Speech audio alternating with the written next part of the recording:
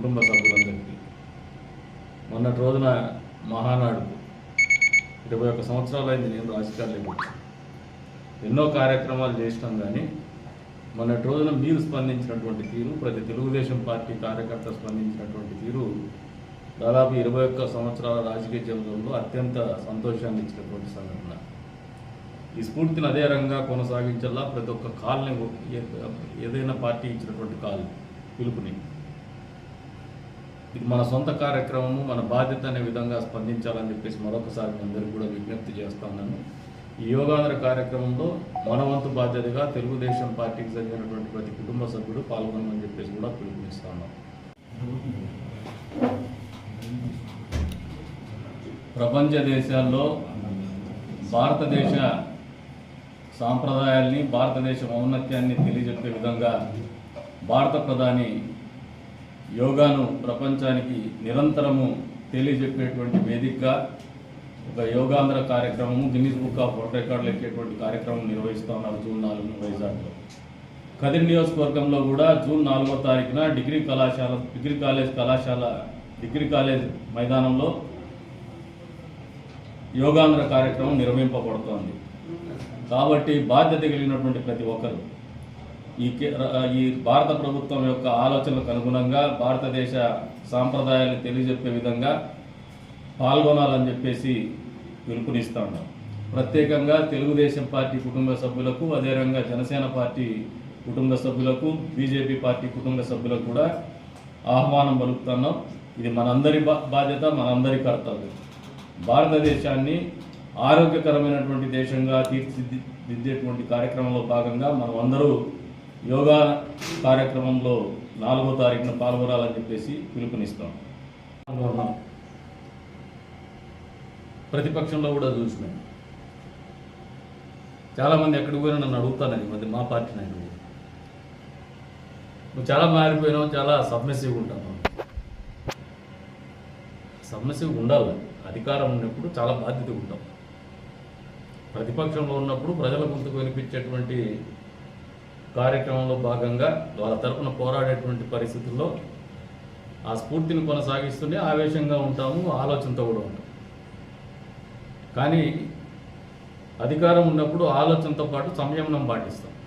వాళ్ళు 4 మాటలు తిట్టించుకోనైనా ఓపికగా ప్రజలకు సమాధానం చెప్తాం. ఏదైనా ఉంటే మా చేతల ద్వారా వాళ్ళ మాటలకు సమాధానం చెప్పేటువంటి పరిస్థితుల్లో ఉంటాం. ఇక కళ్ళు పళ్ళు లేని వాళ్ళు చాలామంది మాట్లాడుతున్నారు, వాళ్ళందరినీ ప్రస్తావించాల్సిన అవసరం లేదు. గురించి ఏదంతా ఒక ట్రాష్, ఒక స్క్రాప్.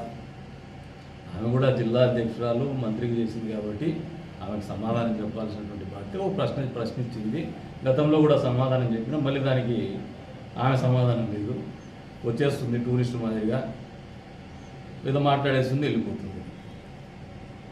మళ్ళీ పట్టించుకునే పాపం లేదు. అసలు జగన్మోహన్ రెడ్డి వెన్నుపోటు దినం నిర్వహిస్తాడు జూన్ 4. అసలు కదిరిలో నిర్వహించడానికి మీకు అర్హత ఉందా అని చెప్పేసి వైఎస్ఆర్సీపీ పార్టీని స్పష్టంగా సూటిగా ప్రశ్నిస్తా ఉన్నారు. వైఎస్ వివేకానంద రెడ్డి కూతురు, వాళ్ళ భార్య కోర్టుల చుట్టూ తిరుగుతూ ఉన్నారు. ఖూనీ చేసిండే జగన్మోహన్ రెడ్డి, అవినాష్ రెడ్డి వాళ్ళ తండ్రి అని చెప్పేసి, గొడ్డలు కొనుక్కోండేది కదిరిలో అని చెప్పేసి. ఫస్ట్ ఆ గొడ్డల కోర్టుకు నువ్వు సమాధానం చెప్పండి ఆ స్వామి వైఎస్ఆర్సీపీ వాళ్ళు. అసలు సాటి మహిళగా ఈమె కింద నిస్సిగ్గుగా వస్తుందో విశ్వసించారని గారు నాకు అర్థం కావడంలే. జగన్మోహన్ రెడ్డి వాళ్ళ అమ్మలో మీకు మహిళ కనపడలేదా? జగన్మోహన్ రెడ్డి చెల్లెల్లో మీకు మహిళను చూడలేకపోతున్నారా? లేదంటే వివేకానంద రెడ్డి కూతుర్లో కానీ వాళ్ళ భార్యలో కానీ మీరు మహిళను గమనించలేకపోతున్నారా? సిగ్గుండాలని. సాటి మహిళల్ని గౌరవించలేనటువంటి నాయకత్వంలో పనిచేయడానికి మీకు సిగ్గుండాలి. ఫస్ట్ మిమ్మల్ని సిగ్గుండాలని మాటకు కూడా మాకు కొంచెం ఇబ్బంది ఉంది, కానీ ఇంత మాత్రం కూడా మాట్లాడకపోతే మరీ మీకు సురుగు తగలదు. బాధ్యతారాహిత్యంగా ప్రవర్తిస్తూ ఉన్నారు. దేని గురించి వెన్నుపోటు దినం మీరు ప్రకటిస్తూ ఉన్నారు? జూన్ 4న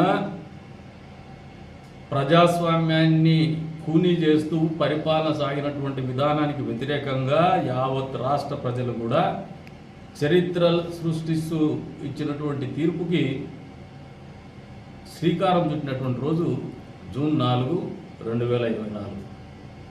దాన్ని మీరు వెన్నుపోటు దినంగా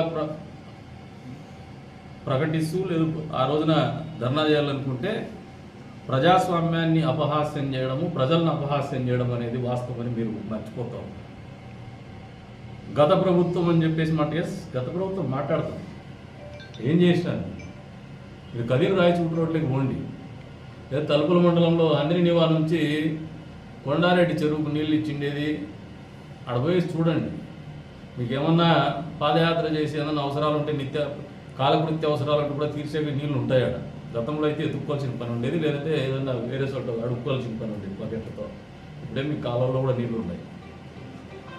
ఏదైనా కడుక్కోవాలన్నా తుడుచుకోవాలన్నా కూడా నీళ్ళు ఉన్నాయి అక్కడ. నీళ్ళు మేమే ఇచ్చినాం. ఆ కాలువలు అప్పట్లో అదే ఉన్నాయి, ఇప్పుడు అదే ఉన్నాయి. ఆ కాలంలో నీళ్ళు ఇచ్చేటువంటి ఒక చిత్తశుద్ధి మాకు ఉండింది, మీకు లేకపోయింది, మీకు పొరబడింది. మీరు మోసపూరితమైనటువంటి ప్రభుత్వాన్ని పరిపాలన అందించినారు కాబట్టే జగన్ రెడ్డి 11 రెడ్డి వేశాడు. వెన్నుపోటు దినం సందర్భంగా మీకు అందరికీ ఒకటే చెప్తాను. మొదటిగా మీలో మీకు సింహావలోకనం చేసుకోండి. ఒక చారిత్రాత్మకమైనటువంటి తీర్పు ఆంధ్రప్రదేశ్ రాష్ట్రంలో గతంలో ఎప్పుడూ లేనటువంటి విధంగా చరిత్ర సృష్టించే విధంగా జగన్ రెడ్డిని ముఖ్యమంత్రిని చేసినటువంటి రాష్ట్ర ప్రజలు 11 రెడ్డిని ఎందుకు చేసేసినారు 2024 కల్లా అనే దానికి ఆలోచన చేసుకోండి. మీకు ఫస్ట్ వేదిక ఇంటెగ్రిటీ, మీకుంటున్నటువంటి ఇంటెగ్రిటీ ప్రజా జీవితంలో ఒక కొలమానం, ఇట్స్ బెంచ్ మార్క్. అది లేనటువంటి వ్యక్తులకి ఎందుకు సమాధానం చెప్పాలా, ఎందుకు ప్రెస్ మీట్లు పెట్టాలా? అసలు మీరు ఎవరి ఆఫీసులో పెట్టారు? కనీసం పర్మిషన్ లేకుండా పెట్టుకునేటువంటి ఆఫీసుల్లో కూర్చొని ప్రెస్ మీట్లు పెడతాను, నీకెంత సిగ్గు లేదమ్మా? నిజంగా మేము కక్ష సాధింపు చేయాలనుకుంటే ఇమీడియట్గా పడగొట్టింది ముట్టుకోవాలి మేము. ఎందుకంటే రాజకీయ పార్టీ పెట్టుకొని జూన్ 4 కూడా నువ్వు పెట్టుకో, ప్రొటెక్షన్ కూడా ఇస్తాం, హ్యాపీగా చేసుకో. నీకు ప్రజల్ని కలుపుకొని చేస్తాను. నీకు ఎంత మాత్రం ప్రజలు వస్తారో, మీ స్ట్రెంగ్త్ ఏందో, మీ కెపాసిటీ ఏందో కూడా తెలుసుకోండి. జగన్మోహన్ నిన్న మధ్యాహ్నం ఎప్పుడో పెట్టింది ఆమె ప్రెస్ మీట్. నిన్న ఉదయమే గాండ్లపేట మండలంలో FP shop ration shop open చేసేటువంటి సందర్భంగా 11 రెడ్డి గారి సవాల్ ఒకటి ఇస్తున్నాడు, మీ ఎమ్మెల్యేలని గడప గడపకు పోండి అని చెప్పేసి. దాన్ని నిన్న ఉదయమే స్వీకరించినామని చెప్పినాం మేము. ఈ వారంలో మొదటిగా పెద్దన్నవారిపల్లి గ్రామంలోనే మేము తిరుగుతున్నాం స్థానిక ఎమ్మెల్యేగా. దానికి కూడా ఈరోజు ఫ్లాగ్షిప్ ప్రోగ్రామ్ కింద పెట్టుకొని దాన్ని నేమ్ కూడా చేస్తాం, షెడ్యూల్ కూడా ఇచ్చేస్తాం ప్రెస్ కూడా.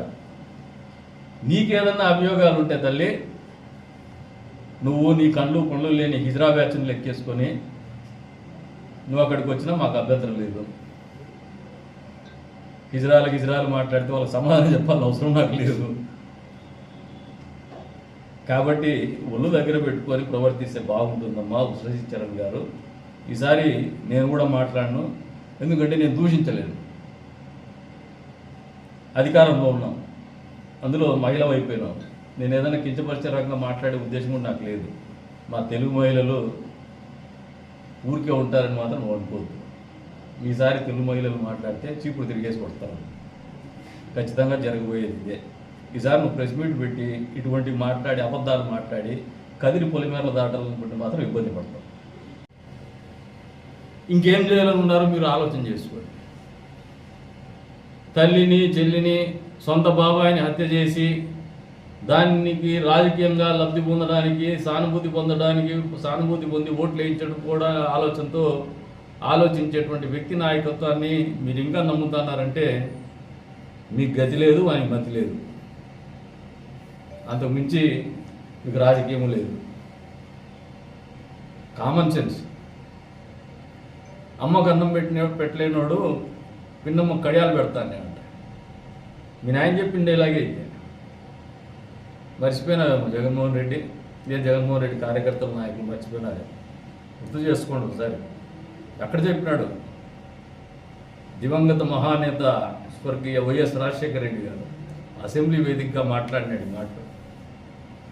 మీకు ఒకవేళ గుర్తు లేకపోతే మీకు గుర్తుండదు. ఎందుకంటే వాళ్ళ ఆయన సావుని ఎన్నికలకు వాడుకున్నాడు, పార్టీ పెట్టుకోవడానికి వాడుకున్నాడు, లేదు ముఖ్యమంత్రి కావాలని ప్రయత్నానికి వాడుకున్నాడు.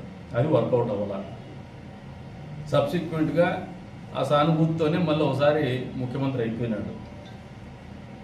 ముఖ్యమంత్రి అయిపోయిన తర్వాత ఎవరిని పెట్టి ముఖ్యమంత్రి అయినామంటే బట్టలు ఇప్పి చూపించే వాళ్ళని, అరగంట వాళ్ళని, గంటోళ్ళని, ప్రజల ఆస్తులు దోచుకునేటువంటి వాళ్ళని, దమ్మిడి పని చేయకుండా, ఒక గంపెడు మన్ను వేయకుండా, రోడ్ల నిర్వహణ లేకుండా కనీసం కుంతలమైపోయినటువంటి రోడ్లని అప్పచెప్పినటువంటి పరిపాలన అందించే పరిస్థితుల్లో జగన్మోహన్ రెడ్డి పరిపాలన కొనసాగింది. ఈ సంవత్సర కాలంలో నిజాయితీగా చెప్తున్నాం, గ్రామీణ ప్రాంతంలో రోడ్లను పునరుద్ధరించినాం. 22 కోట్లతో కొత్త రోడ్లు వేసినాం ఈ నియోజకవర్గంలో. గ్రామీణ ప్రాంతంలో రోడ్ల రిపేర్కి 3 కోట్ల పైచీలకు డబ్బులు ఖర్చు పెట్టినాం. అంద్రినివాకు ఈ రోజున 200 కోట్ల పైచీలుకుతో లైనింగ్ పనులు జరుగుతున్నాయి, ఇంకో నెలలో పూర్తిగా వస్తున్నాయి. మళ్ళీ రేపటి నెలలోనే 400 కోట్ల పైచీలుకుతో టెండర్లు పిలవబోతున్నాం. కదిరి రాయచోటి రోడ్డు ఏదైతే మీరు చేయలేక పారిపోయేసి 3 సంవత్సరాల పాటు 2 మండలాల వాళ్ళని 3 చెరువులు నీళ్లు దాపించినారు, దానికి పరిష్కారం చూపిస్తూ ఈరోజు ఆ గ్రామీణ ప్రాంతాల్లో పోతేనే మీకు సమాధానం, ప్రజల సమాధానం చెప్పేటువంటి పరిస్థితుల్లోనే మేము అభివృద్ధి చేసి చూపించినాం. అంతేకాకుండా ఎప్పటి నుంచో అపరిష్కృతంగా ఉన్నటువంటి విద్యుత్ సమస్యలకు కూడా ఒక దారి చూపిస్తున్నాం. ఎస్టీపీ టెండర్ అయితే పని మొదలు పెట్టుకోలేక ల్యాండ్ని కూడా అలాట్ చేయలేనటువంటి పరిస్థితుల్లో మీ పరిపాలన కొనసాగించింది. ఈ మున్సిపాలిటీలో ఎస్టీపీ మంజూరైంది గత ప్రభుత్వంలోనే 24 కోట్ల రూపాయలతో. కనీసం భూమిని కేటాయించలేకపోయినారు. సిగ్గుండల మీ పరిపాలనకి. మీరా మమ్మల్ని మాట్లాడి సంవత్సరంలో ఏం చేసినారని. మీరు చేయలేని పనికి మేము భూమి కేటాయింపులు చేసి ఆ పని కూడా మొదలుపెట్టినా పోయి కళ్ళు ఉంటే పోయి చూసుకో. ఆ ఎస్టీపీలోనే నీకు ఏమైనా సిగ్గుమానం ఉంటే ఆ ఎస్టీపీలోనే దుంకి చచ్చిపో. ఇంకా మాట్లాడి మీకు ఏమన్నా సిగ్గుమానం ఏమన్నా పొరపాడింటే భవిష్యత్తులో ఈసారి మా చెల్లెమ్మకి మీడియా మూలకంగా అయితే సమాధానం చెప్పం. ఈసారి ఆమె మాట్లాడితే ఆమె ఇంటికే పోతాం.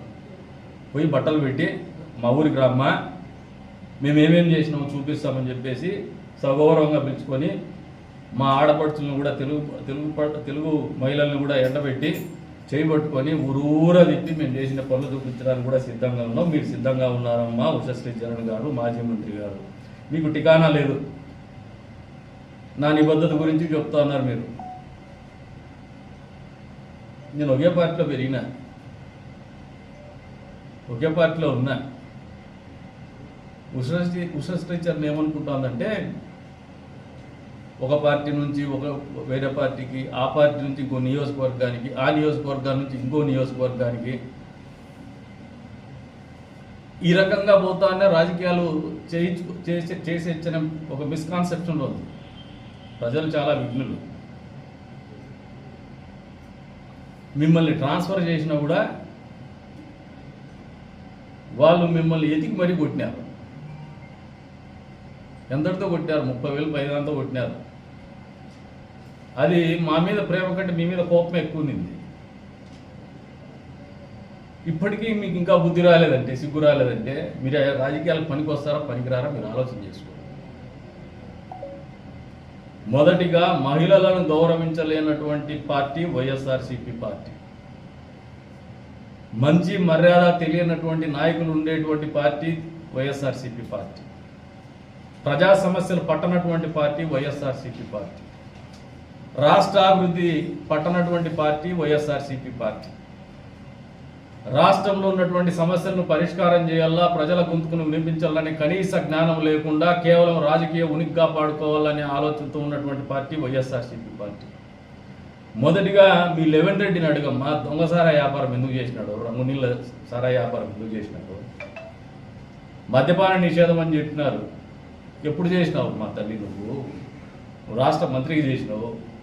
మళ్ళా నీకు సిగ్గు ఎగ్గు లేకుండా వచ్చి ప్రెస్ మీట్లు పెట్టుతాను. నీకు స్థాయికి సరిపోతుంది అది. ఏమంటే రాజకీయాల్లో ఇప్పుడు మాకు చంద్రబాబు నాయుడు గారిని చూసినప్పుడు మేమెంతలే అనుకునే ధోరణికి వస్తాం. ఆయన ప్రపంచ స్థాయి నాయకుడు. చెత్త లెవెన్ రెడ్డితో రాజకీయాలు చేయాల్సి వచ్చింది. ఆయన స్థాయికి సరిపోయే వ్యక్తే కాదు అతను. ఏ రకంగానే మ్యాచ్ కాదు. మా బతుకు అంతే. కళ్ళు పండ్లు లేని నా కొడుకు, ముక్కు ముఖం లేని నా కొడుకు, టూరిస్ట్ నా కొడుకు వచ్చేసి రాజకీయాలు మాట్లాడుతుంటే వాళ్ళ సమాధానం చెప్పాలి నేను.